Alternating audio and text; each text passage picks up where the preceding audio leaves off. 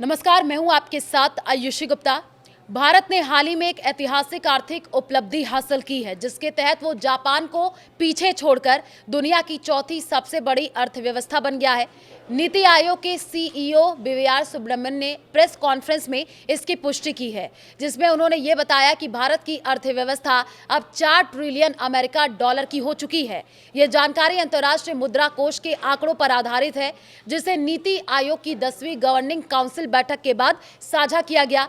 इस उपलब्धि ने भारत को वैश्विक आर्थिक मंच पर एक नई ऊंचाई दी है, क्योंकि अब केवल संयुक्त राज्य अमेरिका, चीन और जर्मनी ही भारत से बड़ी अर्थव्यवस्थाएं हैं।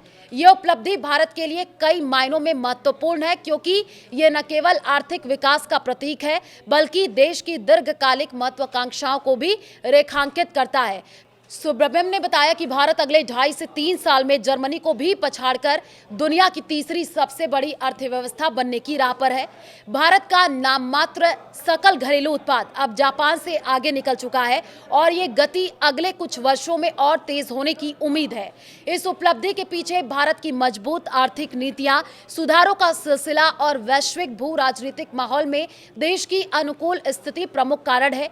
भारत की अर्थव्यवस्था ने हाल के वर्षों में उल्लेखनीय प्रगति की है और ये गति इसे वैश्विक आर्थिक शक्ति के रूप में और मजबूत कर रही है। भारत ने पहले ही अनुमान से पहले ये लक्ष्य हासिल कर लिया है, जो पहले 2026 के लिए निर्धारित था। भारत की इस आर्थिक उन्नति के पीछे कई कारक काम कर रहे हैं। सबसे पहले देश की युवा और बढ़ती आबादी का एक बड़ा योगदान दे रही है। भारत अगले 20 से 25 वर्षों तक जनसांख्यिकी लाभांश का फायदा उठाने की स्थिति में है, जो इसे तेजी से विकास करने के मदद करेगा। सुब्रमण्यम ने इसे अर्थव्यवस्था का टेक ऑफ स्टेज करार दिया, जिसका मतलब है कि भारत अब उस दौर में प्रवेश कर चुका है जहां से उसका विकास कई गुना तेज होगा। उसके अलावा भारत में चल रहे आर्थिक सुधार, जैसे कि बुनियादी ढांचे का विकास, डिजिटल अर्थव्यवस्था को बढ़ावा और नीतिगत स्पष्टता ने इस वृद्धि को संभव बनाया है। सरकार ने विनिर्माण, सेवा क्षेत्र और हरित व्यवस्था जैसे क्षेत्रों में निवेश को प्रोत्साहित किया है, जिससे आर्थिक गतिविधियां बढ़ी हैं। नीति आयोग की बैठक में विकसित राज्य विकास भारत 2047 के दृष्टिकोण पर विस्तृत चर्चा हुई। इस दौरान प्रधानमंत्री नरेंद्र मोदी ने सभी राज्यों और केंद्र शासित प्रदेशों से एकजुट होकर के भारत को 2047 तक एक विकसित राष्ट्र बनाने का आह्वान किया और इस दृष्टिकोण का लक्ष्य भारत को 30 ट्रिलियन डॉलर की अर्थव्यवस्था बनाना है, जिसमें विनिर्माण सेवा क्षेत्र, ग्रामीण और गैर कृषि गतिविधि, शहर विकास, अनौपचारिक श्रम और पर्यावरणीय स्थिरता जैसे क्षेत्रों पर विशेष ध्यान दिया गया है। ये योजना भारत के दीर्घकालिक विकास को सुनिश्चित करने के लिए बनाई गई है, जिसमें न केवल आर्थिक प्रगति बल्कि सामाजिक और पर्यावरणीय विकास भी शामिल है। भारत की अर्थव्यवस्था अगले कुछ वर्षों में सबसे तेजी से बढ़ने वाली प्रमुख अर्थव्यवस्था बननी रहेगी। विशेषज्ञों का यह अनुमान है कि भारत की जीडीपी वृद्धि दर वैश्विक औसत से कहीं अधिक होगी, जो देश की आर्थिक नीतियों और निवेश के अनुकूल माहौल का परिणाम है। व्यक्तिगत उपभोग, निजी क्षेत्र की गतिविधियां और सरकारी व्यय अर्थव्यवस्था के प्रमुख स्तंभ हैं। व्यक्तिगत उपभोग यानी आम लोगों की खर्च करने की आदतें अर्थव्यवस्था को गति देने में सबसे बड़ा योगदान देती है। इसके अलावा निजी क्षेत्र में नवाचार और निवेश ने भी भारत को वैश्विक आपूर्ति श्रृंखला में एक महत्वपूर्ण स्थान दिलाया है।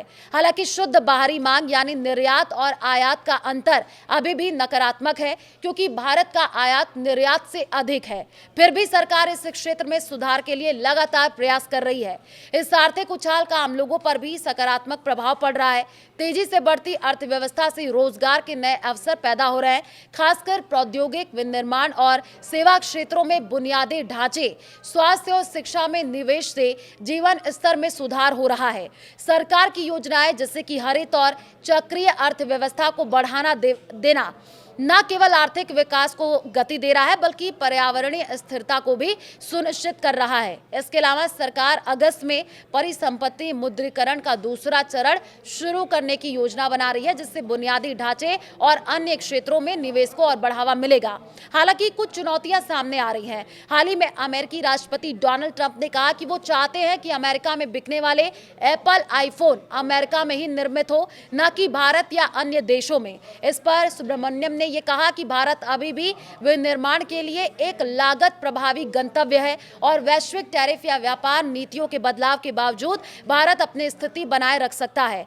भारत ने हाल के वर्षों में विनिर्माण क्षेत्रों में अपनी क्षमता को बढ़ाया है और वैश्विक कंपनियां भारत को एक आकर्षक निवेश गंतव्य के रूप में देख रही हैं। सोशल मीडिया प्लेटफॉर्म एक्स पर इस उपलब्धि को लेकर के जबरदस्त उत्साह देखा गया है।